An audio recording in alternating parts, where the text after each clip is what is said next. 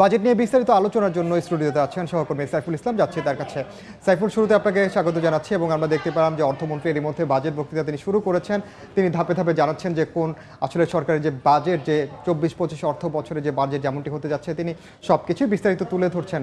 কিন্তু আমরা তো এরই মধ্যে সম্ভাব্য আকার সবকিছুই জেনে গেছি, তাও আমরা আরেকটু স্মরণ করিয়ে দিতে চাই আমাদের দর্শকদের যে এখন পর্যন্ত বাজেটের যে আকার, সম্ভাব্য আকার এবং সেই আকার অনুযায়ী যেসব খাতে আসলে কী ধরনের প্রণোদনা দেওয়া হয়েছে সেই বিষয়গুলো আসলে আমরা বিস্তারিত তুলে ধরতে চাই।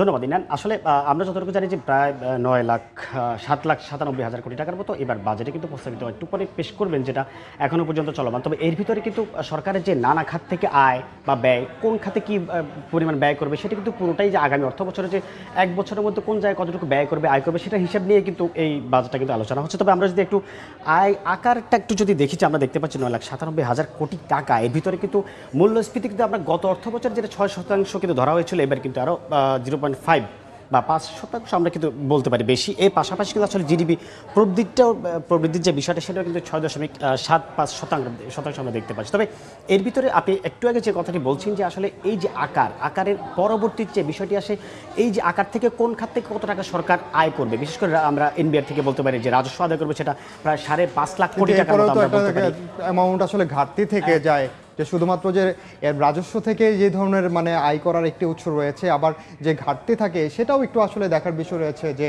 আমরা যেমন দেখতে পাচ্ছি যে অনুদান ছাড়া আসলে 2,56,000 কোটি টাকার এখানে আসলে ঘাটতি দেখা যাচ্ছে।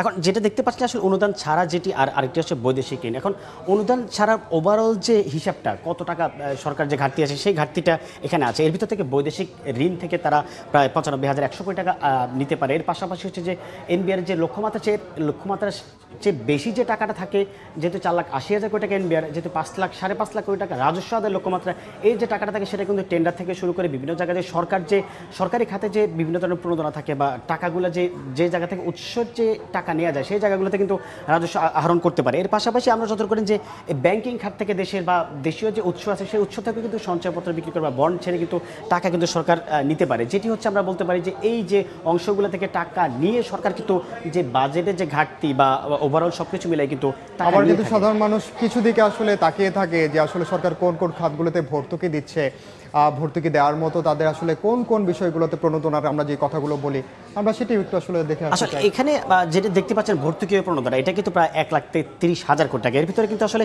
বিদ্যুৎ খাত থেকে শুরু করে এলএনজি, কৃষি খাত, এর পাশাপাশি আমরা যে রপ্তানি থেকে শুরু করে খাদ্য, সব জায়গায় কিন্তু আসলে প্রণোদনা দিয়ে থাকে। আমরা যদি একটু রেমিটেন্সের কথা বলি, এবার কিন্তু রেমিটেন্সে কোনো রকম প্রণোদনা দেওয়া হচ্ছে না। কিন্তু সাইফুল, একটি জিনিস খেয়াল করেন, গতবারের চেয়ে কিন্তু এবার কিন্তু কমেছে। আগে ছিল 1,33,000 কোটি টাকা যেখানে ভর্তুকি প্রণোদনা, আগে ছিল 1,174 কোটি টাকা, আর সেখানে কিন্তু এখন 1,33,000 কোটি টাকা নেমে এসেছে।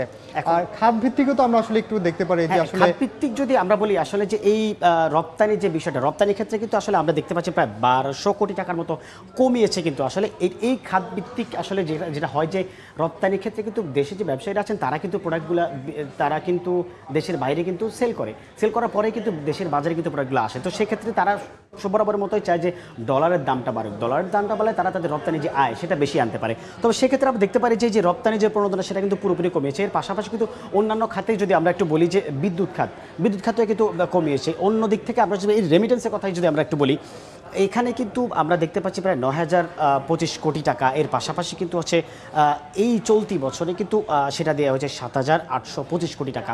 তো আসলে দেখা যাচ্ছে যে সব কিছু মিলে কিন্তু উপরের নিচে আমরা কিন্তু একই দেখতে পাচ্ছি, যেটা আমরা বলতে পারি যে গত অর্থ বছর যা ছিল এইবারও অর্থ বছরে কিন্তু একই রকম রয়েছে। সেখানে কিন্তু কোনো রকম সরকারের প্রণোদনা বা ভর্তুকি আমরা দেখছি না। তবে ঠিক এইরকম না, আমরা যদি অন্য একটা খাতের কথা বলি, খাদ্যের কথাও যদি আমরা বলি, এবার কিন্তু 7,000 কোটি টাকা প্রায় খাদ্যে প্রণোদনা দেওয়া হয়েছিল, যেটা গতবার ছিল প্রায় 7,900 কোটি টাকা। তবে সেক্ষেত্রে বলা যায় যে মূল্যস্ফীতি লাগাম টানা ধরতে গেলে কিন্তু খাদ্যে আমার যেটা মনে হয় যে আরেকটু পরিমাণ একটা বাড়ানোর দরকার। বাজেট আসলে পেশ হওয়ার পরে আমরা নিশ্চয়ই বিশ্লেষকদের বক্তব্যও শুনতে পারবো এবং সেই ক্ষেত্রে নিশ্চয়ই এখানে কাটছাট করার একটি বিষয় থাকবে। আমরা তখন আসলে পুরো বিষয়টা আমরা বুঝতে পারবো। সাইফুল, আপনাকে অসংখ্য ধন্যবাদ আমাদের সঙ্গে যুক্ত হওয়ার জন্য। স্টুডিওতে এতক্ষণ সরাসরি যুক্ত ছিলেন সহকর্মী সাইফুল ইসলাম।